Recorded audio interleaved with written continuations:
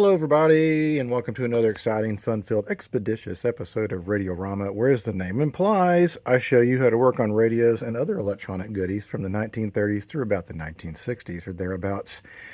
And today we have a 1946 Motorola, I've already forgotten the model number, 65X11. It is a somewhat on the larger to medium-sized tabletop bakelite cased radio. It's AM only, which is the case for most of these radios, but it's got 6 tubes, which means it's got some additional sensitivity over your typical 5-tube All-American 5, and that's where that name comes from. It comes from the transformerless 5-tube design that American manufacturers used pretty much from the 30s all the way up till the end of the tube era. But this, again, as I mentioned, is a little more sensitive. We have this additional tube here. We have a 12S J7, and don't ask me to explain what that does. I just know that these 4 right here are your first audio and radio reception related tubes. Because it has an extra tube, and the way that these hot chassis worked is that one end of the power line would go in one way and come out the other, meaning all these filaments that are inside of these tubes are all wired together. And so you needed to have filaments that would add up to or greater than 110 volts. So we already know here we're off to a good start, because instead of having a 50 L6 for the output tube, we have a 35 L6. So that means we have, basically an additional 15 volts to play around with. And so we had this 12 volt tube in here, and then you have in the pilot light, and you're fine. And that's why I'm curious about this. It says, if the dial light burns out, replace it immediately. Now, you should do that on an AA5 or any radio that has no transformer. It's going to relieve stress on the tubes a little bit, because I'm trying to remember, I believe that usually the pilot lights, I can't remember, it's either the output or the rectifier is where it taps off of. So if that goes out, you're going to stress out the either the rectifier or the output. Again, I can't remember which one it comes off of.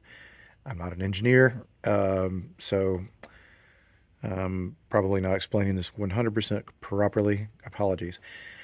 Don't know what its working condition is, even though it does have a new looking cord on it, and it is in perfect condition. And I think it certainly didn't come out of storage looking like this. And I've got little evidence of it being waxed. Whoever did it did a great job, and probably did the right thing with Bakelite. You're not supposed to ever use harsh chemicals, and really, if you can avoid using soap on these guys, the finish on this is very delicate.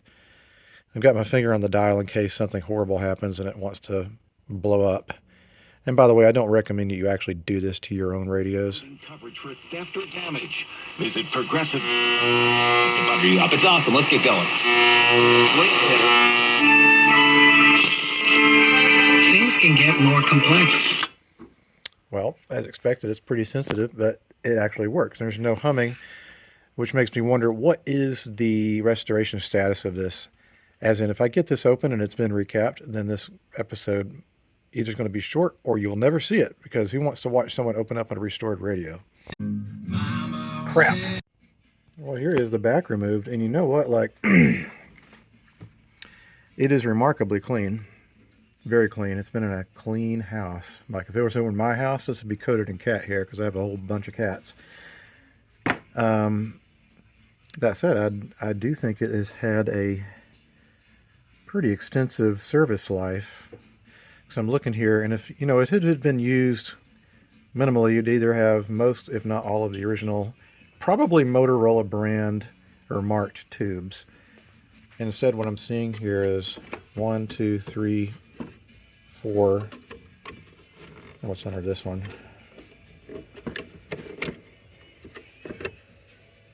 These tubes are all different manufacturers and different eras. So Tubes had a fairly long life expectancy. You could expect, I don't know, several years if you used a set every day of the week before you'd have any sort of failure.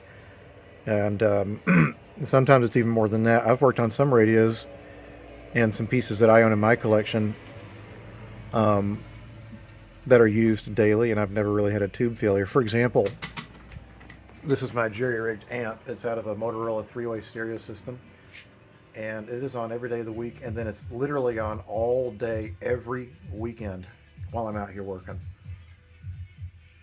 I test the tubes every few years just to see how they're doing, and the only tube that's gone bad is the rectifier. But there's a lot of tubes on there. There's 1, 2, 3, 4, 5. There's 7 tubes there. Maybe there's more than that. Let's see. 1, 2, 3, 4, 5, 6, 7, 8, 9, 10. Sorry. So 10 tubes, one bad tube in the 11 years that's been out here in my garage used every day of the week. But what I'm getting at is this radio may actually have a lot of mileage on it.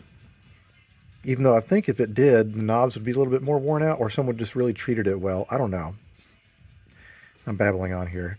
I'm going to take the antenna off because I really don't want to damage this, because when I take it out of the case, I want to see what the actual restoration, if it's been restored, situation is.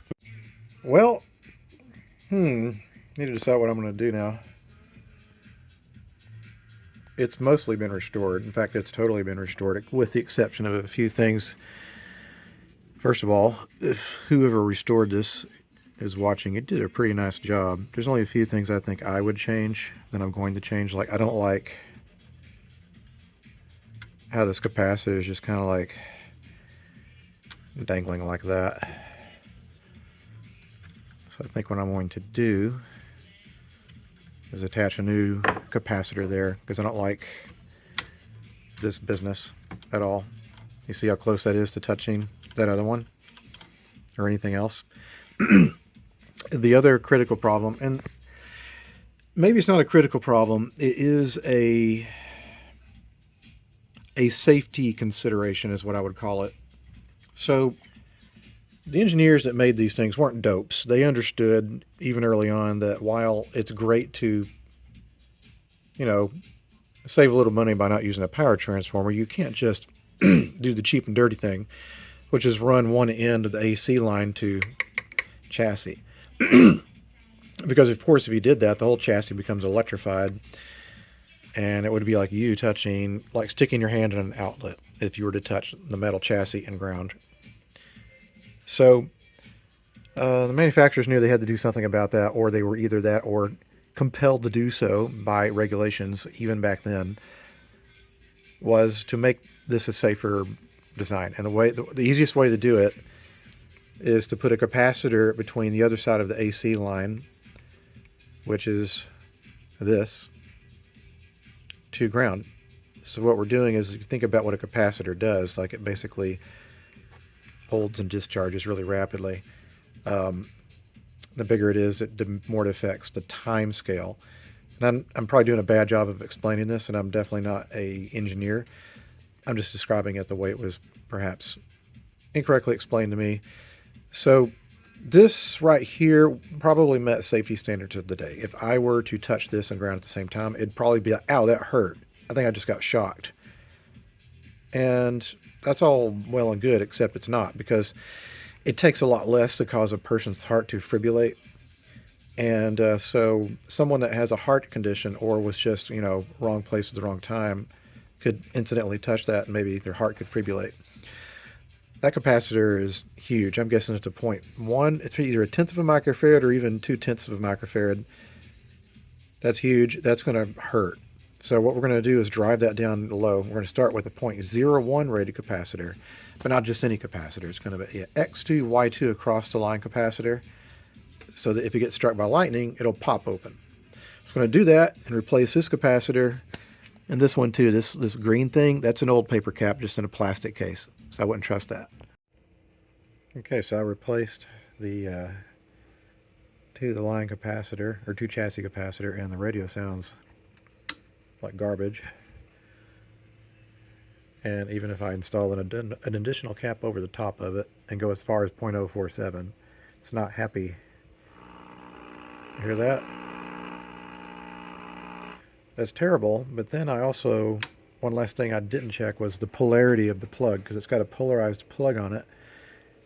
And if you put a much smaller cap on that, then the threshold for it to motorboat like that is much, much higher. But if you turn the plug around, you can sometimes, neutralize it. Right now it's not neutralized. You see the set right now is off. And if it were off, that'd be reading about 120 volts. In the on position, it should be reading basically no voltage. But when I turn it on, it goes right up to 120 volts. So right now I have no way of turning the plug around. But for a 6-tube set, it shouldn't be that sensitive anyway, but I'm just going to let it be for tonight anyway. Confession time. So I'd forgotten I was testing the radio last night to see which side was neutralized or grounded or whatever on the power cord, and I went to watch TV. I didn't think anything of it. I came out today because I knew that I needed to turn that cord around, so I proceeded to unsolder the leads, and then suddenly I melted the tip of my soldering iron because the set was still plugged in. Luckily, my soldering iron has a protection circuit on it, so it didn't hurt that. The radio now does not come on. I think I probably zapped one or more of the tube filaments, so I'm going through and testing them. I've tested the rectifier and the output tube first.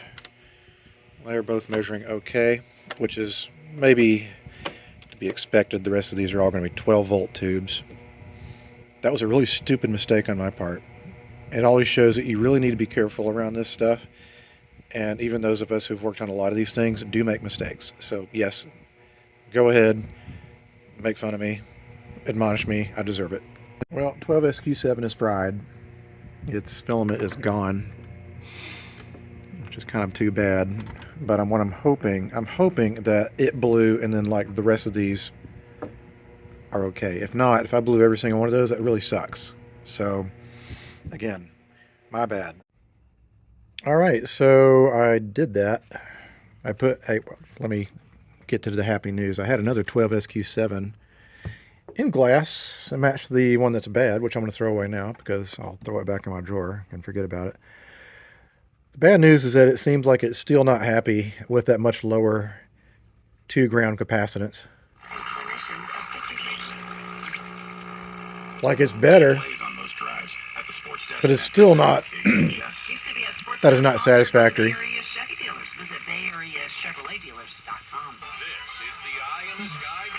See what the difference that is?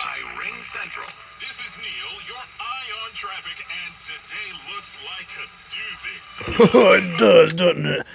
Anyway, I think I'm going to have to put probably a .047 there, which will probably still barely pass our 2-ground current threshold. The fact that these are all glass top tubes too is better. I don't know why, but we found that some of these post-war sets where they grounded the first pins, which is usually the grids of all the tubes to chassis, if they're metal tubes, they won't pass our safety standards. But if you get glass tubes in there, for whatever reason it does. Don't ask me why. But I'm going to take these 2 caps out and put a .047 in there and see if that is going to work happily. Then I'll give it a test. Okay, so that made things happy. Vice President Kamala Harris was in New York. In the way, let the play. These rivers run a leak.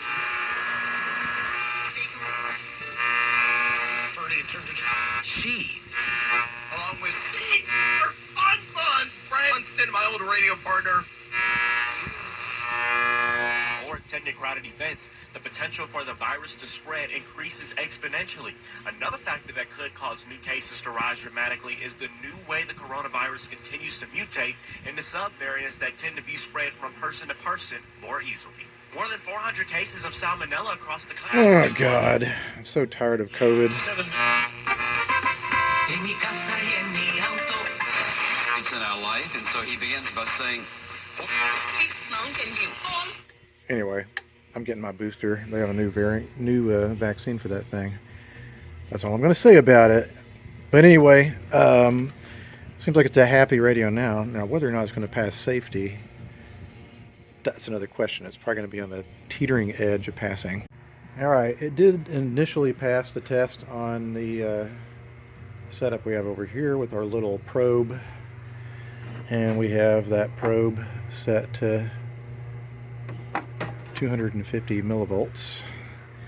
On the 2-volt AC setting, my maximum safety threshold is 0.6 of a volt. It was measuring 0.3 of a volt, which is well within threshold, but I'm also going to test it using a GFCI outlet. This is my other stupid way of testing things.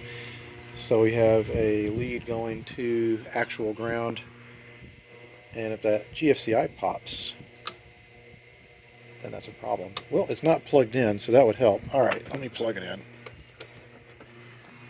Okay, GFCI on, radio off. Okay, it's not shorting out on that end. So let me turn these death wires around and test it the other way. All right, I turned it around and make sure to unplug everything before you do that. Let's try it again. Okay, neither way is that tripping the GFCI. You'll be able to tell when it's on the ground side because it'll buzz like crazy.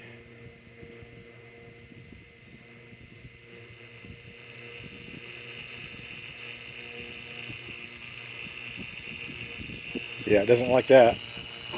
See? Alright, so that was on the hot side, and the GFCI didn't do anything, so that tells me the set is passing safety. Hooray! So what I'm going to do now is clean up this top a little bit, and then I'm going to add audio input, which means having the ability to play music through this as well as listening to good old-fashioned AM radio. There's some people have a problem with this, but the fact of the matter is that doing this enables a lot of these sets which would ordinarily either go to the dump or become a shelf queen forever and ever in someone's shelf.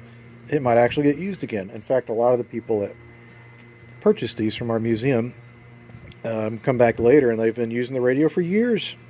So that's great. These things were meant to be used. It's kind of like an old car. What good is it if it just sits around? Use it. So anyway, that's enough of my spiel. I just like having this clean. I know that no one's ever going to see it again, or if they do, like I'll be dead or something. I don't know. But I'm going to clean that up. And first thing I'm going to do is take it out to the driveway and just use my leaf blower and a brush to get the dust off. All right, so I did clean up the chassis pretty good.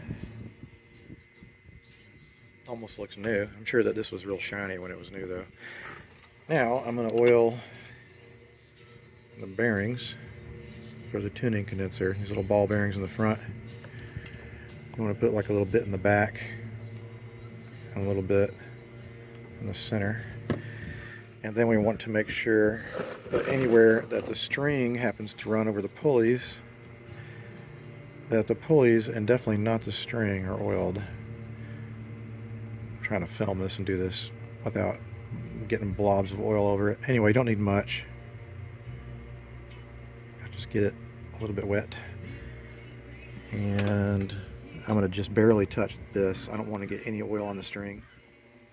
There we go. That's probably enough right there.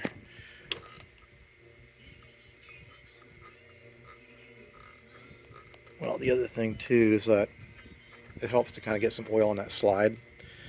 So what I do is I get a little oil, just get it on my finger, and we'll get it from behind.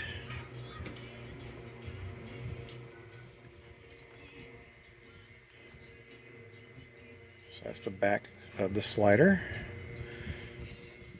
Let's try to get the front here without making a mess. There we go. Probably clean it up a little bit. Alright, well that's already feeling better, but we want that to be smooth, so I'll oil it a little bit more and clean up that slider. And then it'll be time to add the audio input as promised. I don't know why I have the window cleaner next to the radio, but whatever. So, for those of you that have seen this many times, you can fast forward, but I'm going to try to explain this in such a way where it makes sense to someone who might have not seen this before. But anyway, I mentioned adding an audio input feature. And what that simply means is that we're going to run an additional signal into the volume control, which is It's just basically a big resistor, right? Like it basically increases and decreases the signal that's being fed to it by the radio. And so it can do exactly the same thing if you run an audio signal into the volume control, because it's going to use basically the same crap. It's going to use the amplifier section of the set to more or less broadcast that sound.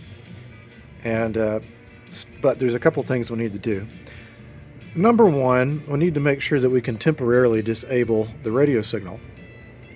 Some radios it's easier said than done because you got to detach a few things. This one is straightforward. There's just one lead here, and that goes down to this first RF transformer. So that's the radio signal right there, and there's no other things attached to it. So I tried it, and indeed when I turn it on, there's no radio, just a little bit of a buzz. That's fine. Audio will cover that up. And that means that by default, the other side of the volume control is the bottom, which is the negative, because there's three legs here. There's one here, one in the center, and then one on the bottom. Except where it's oriented in the set does not indicate up or down being top or bottom. This turns out to be the top, which is the signal that this wire attached to, well, is coming from. So this will be our positive for our audio. The other side will be the negative.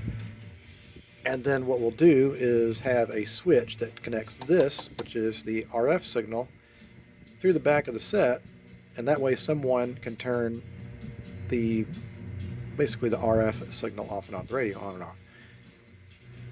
Secondly, there's a safety consideration here, which is I don't recommend, and you should not be running audio directly into a set like this where there's no power transformer.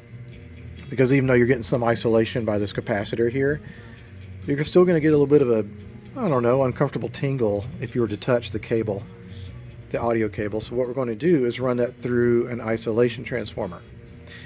And they look more or less like this, except there's millions of these out there. This is the wrong voltage. This is a 6-volt secondary. All right, let me look at this one here. There we go. All right. So if I were to describe these in electrical terms, generic terms, it's just a wall wart, 120 volts in and 12 volts out. Or if it's the case of this one, it's 120 volts in and then 6 volts out. And I use these because they give me just a little bit more of an oomph in the gain for sets that have, older sets that are not using this style of amplification for the volume. So this is going to be the 12 volts for this guy. And what will happen is that our audio cable will come in through the secondary side, which is the 12 volt side, and then the primary side, which is these two big pins that are separated furthest apart, that goes to the volume control.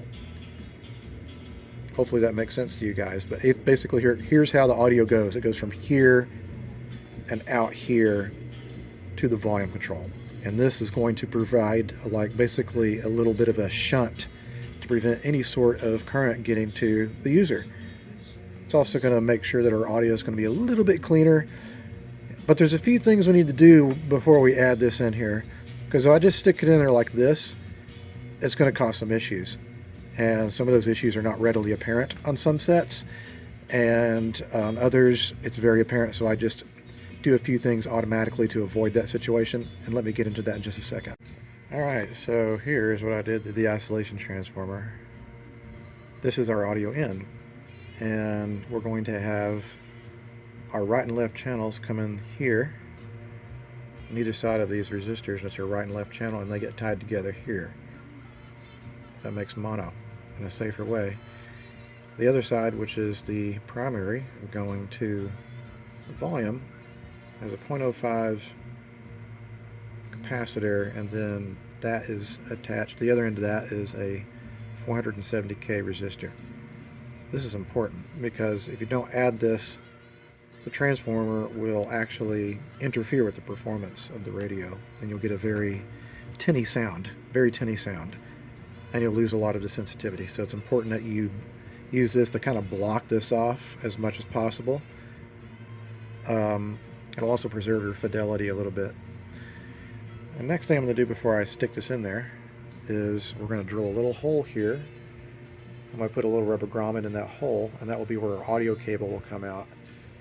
I didn't want to stick it in the back because I think the antenna might be pretty close there, and I also don't want to, such a nice chassis, I don't want someone to see it from the back anyway, so it's going to be here. And then the audio cable will come in through here. We'll probably mount the isolation transformer here or here. You want it close to the volume control, maybe even here.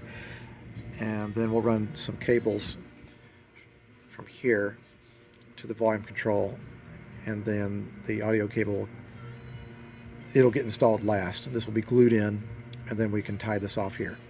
Okay, so we have the isolation transformer all wired up here. Here we have the primary. It's going to either side of the volume control, and then the top of the volume control is running through that resistor and that capacitor.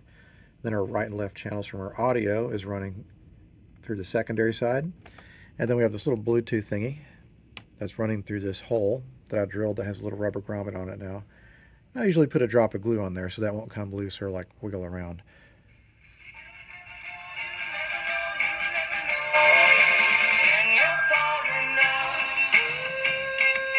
Anyway, that's ironically, it's radio being simulcast on the internet. That's my home radio station, WDVX, out of Knoxville, Tennessee. And even though I've lived in California for almost 25 years, I will always be a native Tennessean. I know that it's got issues, and everywhere has issues. You know, we've got issues here in California too, but if I'm here through the rest of my life, I'll still be a Tennessean, and that's a good thing. We have good music there. If you ever want to go visit, I highly recommend it. Stop by Knoxville. Nice little city there. Anyway,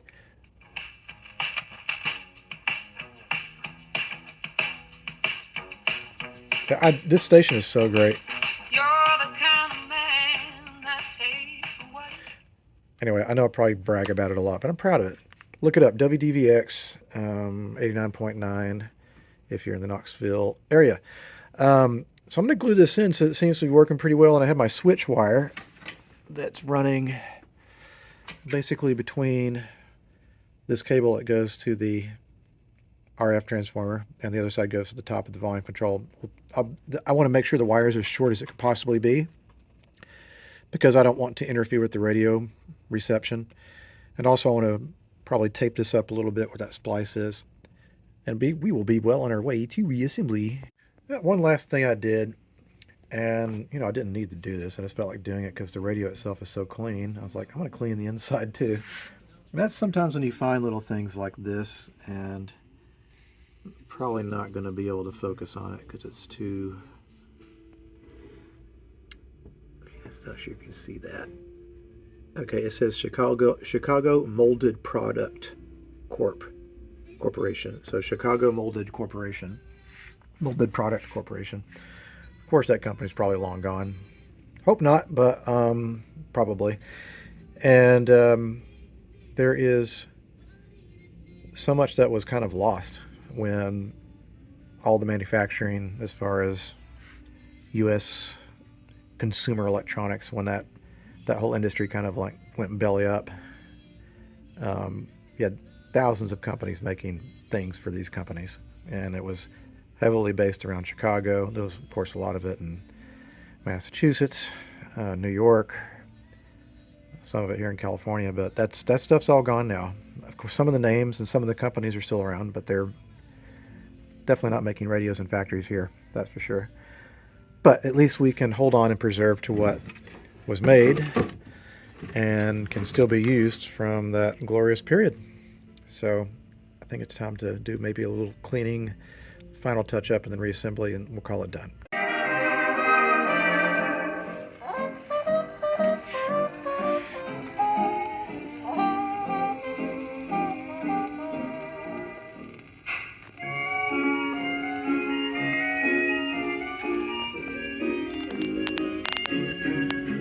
You must have been a beautiful baby. You must have been a wonderful child when you were only starting to go to kindergarten. I bet you drove the little boys wild. Anyway, that is the set put back together, and that's the Bluetooth. And now if we switch the other way, we should get radio. Will come again. Therefore, as we said, self-reliant themselves. Hey, you look at a case like that. Muy importante. See it later, Bob. 12.5 fantasy points per game. Like, these are...